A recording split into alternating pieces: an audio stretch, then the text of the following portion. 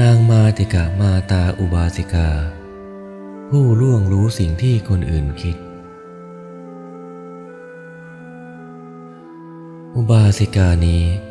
อาศัยอยู่ในตำบลบ้านมาติกะเป็นหมู่บ้านใกล้เชิงเขาภายในแคว้นโกศลต่อมามีภิกษุประมาณ60 รูปเรียนกรรมฐานจากสำนักของพระพุทธเจ้าแล้วมาสู่หมู่บ้านนี้แล้วเที่ยวบิณฑบาตครั้งนั้นอุบาสิกาผู้เป็นมารดาของผู้ใหญ่บ้านชื่อมาติกะนางจึงชื่อว่ามาติกะมาตาเห็นภิกษุนั้นแล้วนิมนต์ให้เข้าในเรือนแล้วถวายข้าวยาคูและอาหารอันมีรสเลิศต่างๆเมื่อฉันเสร็จแล้วนางเรียนถามภิกษุว่าท่านประสงค์จะไปที่ไหนเจ้าข้าภิกษุเหล่านั้นบอกว่าพวกอาตมาจะไปสู่ที่มีความผาสุกนะมหาอุบาสิกานางจึงคิดว่าพระผู้เป็นเจ้าทั้งหลายคงจะกำลังแสวงหาสถานที่สำหรับอยู่จำพรรษาแน่จึงหมอบลงใกล้ที่เท้าท่านแล้วกล่าวว่าถ้าพระผู้เป็นเจ้าทั้งหลายจะอยู่ในที่นี้ตลอด3 เดือนแล้วก็ดิฉันจะรับสรณะ3 ศีล 5และรักษาอุโบสถภิกษุทั้งหลายปรึกษากันว่าเราทั้งหลายเมื่ออาศัยอุบาสิกานี้จะไม่มีความลำบากด้วยภิกษาข้าวและกับข้าวพวกเราสามารถสลัดออกจากภพได้ดังนี้แล้วจึงรับการนิมนต์จากนางมาติกะซึ่งนางได้ทำความสะอาดวิหารเพื่อใช้เป็นที่อยู่ของภิกษุเหล่านั้นเมื่อได้ที่อยู่แล้วภิกษุเหล่านั้นประชุมตักเตือนกันและกันว่าผู้มีอายุพวกเราไม่ควรประพฤติตนด้วยความประมาทเพราะว่ามหานรก8 ขุมเปิดคอยพวกเราเหมือนเรือนของพวกเราทีเดียวพวกเราได้เรียนกรรมฐานจากสำนักพระพุทธเจ้าผู้ยังพระชนอยู่แล้วจึงมาที่นี่ก็ธรรมดานั้นพระพุทธเจ้าทั้งหลายอันคนผู้โอ้อวดหรือประจบประแจงแม้จะเที่ยวตามรอยพระบาทไปก็ไม่สามารถจะทำให้ทรงโปรดปรานได้แต่คนผู้มีอัธยาศัยเป็นปกติสม่ำเสมอเท่านั้นจึงจะทำให้ทรงโปรดปรานได้ท่านทั้งหลายจงเป็นผู้ไม่ประมาทเถิดพวกเราไม่ควรยืนไม่ควรนั่งในที่แห่งเดียวกัน2 รูปแต่ถ้าว่าการเป็นที่บำรุงพระเถระในเวลาเย็นและการบิณฑบาตในเวลาเช้าเท่านั้นพวกเราจะมารวมกันในการอื่นจะไม่อยู่ร่วมกัน2 รูปหรือหากภิกษุใดเกิดความไม่ผาสุกขึ้นก็ให้มาตีระฆังกลางวิหารพวกเราก็จะมาตามสัญญาณระฆังเพื่อดูแลภิกษุนั้นวันหนึ่งอุบาสิกามาติกะให้ทาสและกรรมกรถือเภสัชทั้งหลายเช่นเนยใสและน้ำอ้อยเป็นต้นไปวิหารในเวลาเย็นแต่นางไม่ได้พบเห็นภิกษุทั้งหลายในวิหารเลยจึงถามคนที่คอยรับใช้ภิกษุว่าพระผู้เป็นเจ้าทั้งหลายไปที่ไหนหมดพวกเขาแจ้งว่าพระผู้เป็นเจ้าทั้งหลายจะอยู่แต่ในที่พักของท่านเท่านั้นถามว่าแล้วฉันจะพบพระผู้เป็นเจ้าได้อย่างไรพวกเขาจึงบอกกติกาวัดของภิกษุทั้งหลายว่าพระผู้เป็นเจ้าทั้งหลายจะประชุมกันเมื่อมีคนตีระฆังนางจึงให้ตีระฆังภิกษุทั้งหลายได้ยินเสียงระฆังแล้วออกจากที่อยู่ของตนมาที่วิหารเพราะคิดว่ามีภิกษุบางรูป เกิดความไม่ผาสุกซึ่งไม่มีภิกษุเดินออกมาทางเดียวกันเลย อุบาสิกาเห็นภิกษุเดินออกมารูปละแห่งคิดว่าพระผู้เป็นเจ้าผู้เป็นบุตรของเราคงทะเลาะวิวาทกันแน่นางไหว้ภิกษุสงฆ์แล้วถามว่าท่านผู้เจริญพวกท่านทั้งหลายทะเลาะกันหรือภิกษุทั้งหลายกล่าวว่าพวกเราไม่ได้ทะเลาะวิวาทกันหรอกมหาอุบาสิกาอุบาสิกากล่าวว่าท่านผู้เจริญถ้าพวกท่านไม่ได้ทะเลาะวิวาทกันแล้วทำไมพวกท่านจึงไม่ได้เดินออกมาที่เดียวกันเหมือนเวลาเดินไปเรือนของโยมภิกษุกล่าวว่ามหาอุบาสิกาพวกเราแยกกันทำสมณธรรมในที่คนละแห่งอุบาสิกาจึงกล่าวว่าอะไรเรียกว่าสมณธรรมภิกษุกล่าวตอบว่าพวกเราทำการสาธยายอาการ32แล้วเริ่มพิจารณาความสิ้นไปความเสื่อมไปของอัตภาพอยู่อุบาสิกาจึงถามว่าการทำการสาธยายอาการ32เช่นผมขนเล็บฟันและหนังเป็นต้นการพิจารณาความสิ้นไปความเสื่อมไปในอัตภาพสมควรแก่พวกท่านเท่านั้นหรือว่าสมควรแม้แก่พวกดิฉันภิกษุจึงกล่าวตอบว่ามหาอุบาสิกาธรรมนี้พระผู้มีพระภาคเจ้ามิได้ทรงห้ามแก่ใครๆอุบาสิกาจึงถามว่าถ้าอย่างนั้นขอพวกท่านจงสอนอาการ32และการพิจารณาอัตภาพให้แก่โยมบ้างภิกษุจึงตอบว่าถ้าอย่างนั้นจงตั้งใจฟังแล้วสอนให้ทั้งหมดนับตั้งแต่วันนั้นนางก็ได้ทำการสาธยายอาการ32และพิจารณาความสิ้นไปความเสื่อมไปแห่งอัตภาพจนบรรลุมรรค3ผล3เป็นพระอนาคามีพร้อมด้วยปฏิสัมภิทา4และโลกิยะอภิญญาได้ตาทิพย์หูทิพย์และรู้ใจผู้อื่นเป็นต้นก่อนภิกษุเหล่านั้นด้วยครั้นบรรลุแล้วนางออกจากสุขอันเกิดจากมรรคและผลแล้วตรวจดูภิกษุเหล่านั้นด้วยทิพจักษุใคร่ครวญว่าเมื่อไหร่หนอที่พระผู้เป็นเจ้าผู้เป็นบุตรของเราจึงจะบรรลุธรรมนี้แล้วพิจารณาต่อไปว่าพระผู้เป็นเจ้าเหล่านี้ทั้งหมดยังมีราคะโทสะโมหะอยู่หรือก็พบว่ายังมีอยู่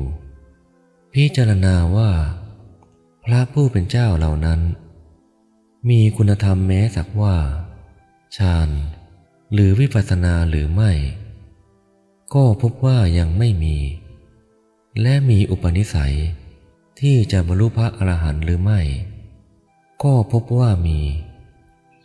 พิจารณาว่าเสนาสนะที่พวกท่านอยู่นั้นสัปปายะสบายดีหรือไม่ก็พบว่าสัปปายะ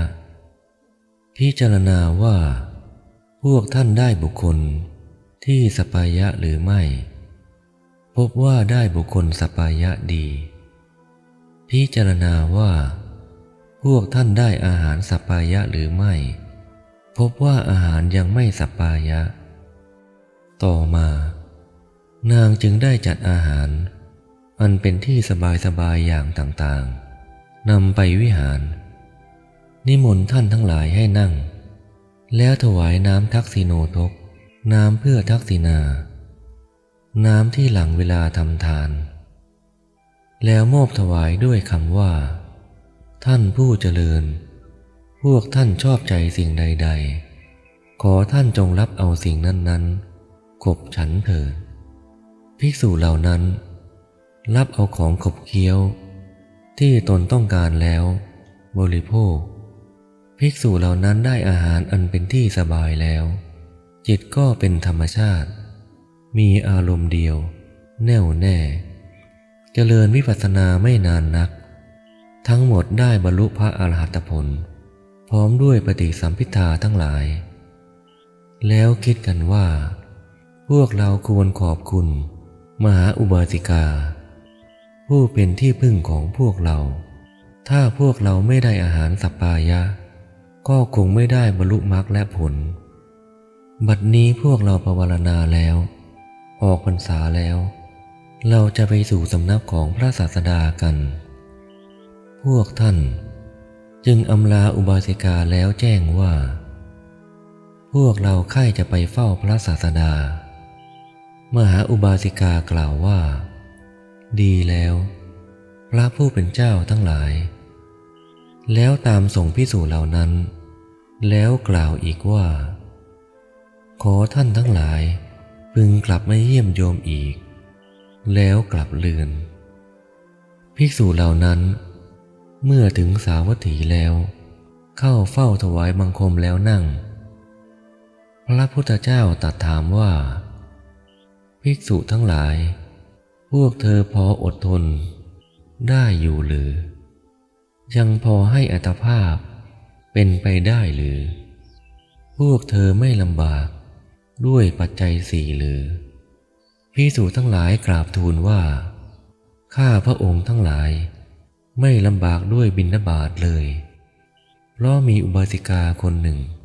ชื่อมาติกะมาตารู้วาระจิตของพวกข้าพระองค์เมื่อพวกข้าพระองค์คิดว่าหากมหาอุบาสิกาจะจัดอาหารอย่างนี้อย่างนี้แก่พวกเราก็จะเป็นการดีนางก็จะจัดอาหารนั้นมาถวายทำให้พวกข้าพระองค์ได้อาหารที่สบายแล้วกล่าวสรรเสริญคุณของมหาอุบาสิกานั้นครั้งนั้นมีภิกษุรูปหนึ่งได้ฟังถ้อยคำสรรเสริญคุณของมหาอุบาสิกานั้นแล้วต้องการจะไปอยู่ที่นั้นบ้างจึงเรียนกรรมฐานจากพระพุทธเจ้าแล้วทูลว่าข้าแต่พระองค์ผู้เจริญข้าพระองค์จะไปที่บ้านมาติกะนั้นพระเจ้าข้าแล้วออกจากพระเชตวันวิหารไปถึงวิหารนั้นแล้วคิดว่าเขาเล่าลือกันว่าอุบาสิกานี้รู้ถึงสิ่งที่บุคคลอื่นคิดแล้วตอนนี้เราเหน็ดเหนื่อยจากการเดินทางไม่มีแรงจะปัดกวาดวิหารได้ถ้าอุบาสิกานั้นจะส่งคนมาทำความสะอาดวิหารก็จะเป็นการดีนางมาติกามาตานั่งอยู่ในเรือนรู้ความคิดของภิกษุรูปนั้นแล้วได้ส่งคนไปทำความสะอาดวิหารเสร็จแล้วภิกษุนั้นคิดว่าถ้าอุบาสิกานี้จะพึงทำน้ำดื่มละลายน้ำตาลกรวดส่งมาให้เราก็คงจะดีอุบาสิกาก็ได้ส่งน้ำดื่มชนิดนั้นมาให้ดื่มแล้วภิกษุรูปนั้นคิดต่ออีกว่าขออุบาสิกาจงส่งข้าวยาคูแกงอ่อมให้แก่เราพรุ่งนี้ด้วยเถิดพึงส่งของขบเคี้ยวพึงส่งวัสดุสิ่งนี้สิ่งนั้นเราอยากพบอุบาสิกาให้มาพร้อมด้วยโภชนะอันเลิศต่างๆมหาอุบาสิกาได้รู้ความคิดทุกอย่างจึงจัดส่งของไปให้ทั้งหมดและได้มาที่วิหารพร้อมด้วยให้คนนำโภชนะลดเลิศมาด้วยแล้วถวายแก่ภิกษุนั้นท่านฉันแล้วถามว่ามหาอุบาสิกาท่านเองหรือที่ชื่อว่ามาติกะมาตาอุบาสิกากล่าวว่าถูกแล้วท่านภิกษุถามว่าท่านทราบจิตของผู้อื่นหรืออุบาสิกากล่าวตอบว่าท่านถามโยมทำไมหรือภิกษุจึงได้ถามต่อว่า โยมได้ทำได้นำทุกอย่างตามที่อาตมาคิดทุกอย่างอาตมาจึงถามโยมอุบาสิกาตอบว่าท่านที่จริงภิกษุที่รู้จิตของคนอื่นก็มีอยู่มากภิกษุจึงถามว่าอาตมาไม่ได้ถามถึงคนอื่นแต่ถามถึงตัวโยมนี้แหละแม้ถามอย่างนี้อุบาสิกาก็ไม่ได้บอกตรงๆกล่าวว่าลูกเอ๋ยธรรมดาคนทั้งหลายที่รู้จิตของผู้อื่นย่อมทำอย่างนั้นได้ภิกษุรูปนั้นคิดว่าเราพบกรรมหนักแล้วธรรมดาของปุถุชนเช่นเราย่อมคิดถึงอารมณ์อันงามบ้างไม่งามบ้างถ้าเราคิดถึงสิ่งที่ไม่สมควรแล้วไซร้อุบาสิกานี้ก็จะเพ่งรู้ทุกอย่างเหมือนจับโจรที่มวยผมพร้อมด้วยของกลางฉะนั้นเราควรจะหนีไปอยู่ที่อื่นจึงกล่าวว่าอุบาสิกาอาตมาจะลาไปละอุบาสิกาถามว่าท่านจะไปที่ไหนล่ะพระผู้เป็นเจ้าภิกษุตอบว่า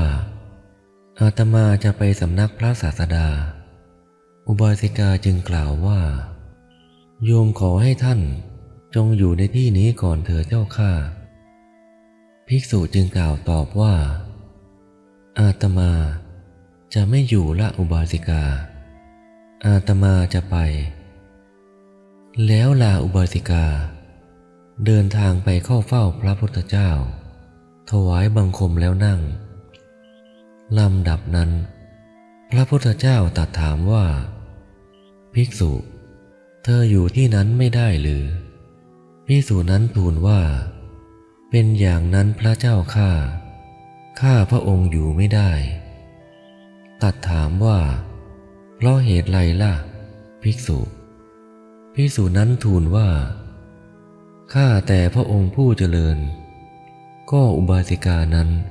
ย่อมรู้ทุกเรื่องที่คนอื่นคิดทุกประการ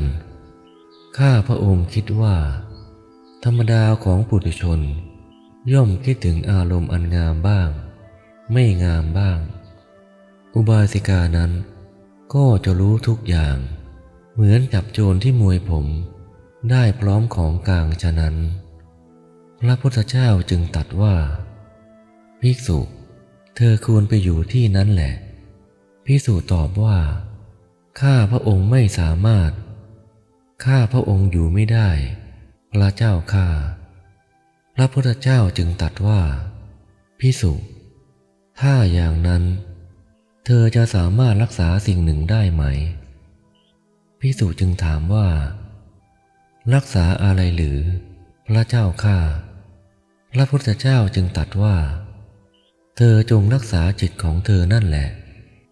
ธรรมดาจิตนี้รักษาได้ยากเธอจงข่มจิตของเธอไว้ให้ได้อย่าได้คิดถึงอารมณ์อะไรอย่างอื่นธรรมดาของจิตนี้บุคคลข่มได้ยากแล้วตัดพระคาถาว่าการฝึกจิตอันข่มได้ยากเป็นธรรมชาติเร็วมักตกไปในอารมณ์ตามความใคร่การฝึกข่มจิตเป็นการดีเพราะว่าจิตที่ฝึกแล้วย่อมเป็นเหตุนำความสุขมาให้ดังนี้จบแล้วตัดให้ภิกษุกลับไปสู่บ้านมาติกะท่านจึงได้กลับไปที่นั้นแล้วไม่ได้คิดอะไรนอกจากกรรมฐานฝ่ายมหาอุบาสิกาตรวจดูด้วยทิพยจักษุเห็นภิกษุรูปนั้นรู้ว่าบัดนี้ภิกษุผู้เป็นบุตรของเราได้รับโอวาทแล้วจึงกลับมาจึงได้จัดแจงอาหารสัปปายะไปถวายแก่ท่านฉันโภชนะอันเป็นที่สบายแล้วล่วงไป2-3 วันก็ได้บรรลุพระอรหันต์อยู่ด้วยความผาสุกจากมรรคและผลเข้าผลสมาบัติออกแล้วคิดว่า น่าขอบใจมหาอุบาสิกานางได้เป็นที่พึ่งของเราแล้ว เราอาศัยนางจึงได้ออกจากภพได้ แล้วใคร่ครวญพิจารณาว่ามหาอุบาสิกานี้ได้เคยเป็นที่พึ่งของเรามาก่อนหรือไม่หนอ ก็พบว่ามหาอุบาสิกานี้เคยเป็นที่พึ่งแก่เรามาแล้ว99ชาติ นางเคยเป็นภรรยาของเรา99ชาติ และเคยหลงรักชายอื่นแล้วจึงให้ฆ่าเราตายทั้ง99ชาติ ท่านใคร่ครวญเห็นโทษแล้วคิดว่าน่าสังเวชมหาอุบาสิกานี้ได้ทำกรรมหนักมาแล้ว ฝ่ายมหาอุบาสิกานั่งอยู่ในเรือนพิจารณาใคร่ครวญดูว่ากิจแห่งความเป็นบรรพชิตของภิกษุบุตรของเราถึงที่สุดหรือยังหนอ ก็ทราบว่าบัดนี้ภิกษุนั้นบรรลุพระอรหัตผลแล้ว เห็นความปลื้มใจที่ท่านได้เราเป็นที่พึ่ง และระลึกต่อไปก็พบว่าเราเคยเป็นสามีภรรยากับภิกษุนี้มาแล้ว99อัตภาพแต่ว่าเราได้สมคบกับชายอื่นฆ่าเขา99อัตภาพเราทำกรรมหนักมาแล้วแต่ว่าในอัตภาพที่100เราเป็นภรรยาและได้เคยช่วยชีวิตเขาไม่ให้ถูกฆ่าตายเราเคยมีอุปการะแก่ชีวิตของเขาขณะนั่งอยู่ในเรือนนั้นแลได้กล่าวกับภิกษุนั้นว่าขอท่านจงใคร่ครวญ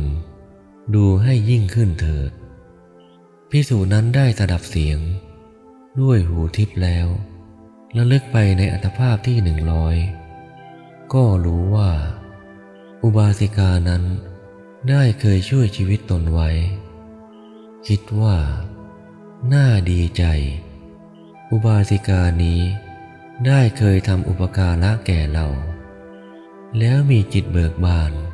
แสดงปัญหาในมรรคสี่ผลสี่แก่อุบาสิกานั้นแล้วปรินิพพานด้วยอนุปาทิเสสนิพพาน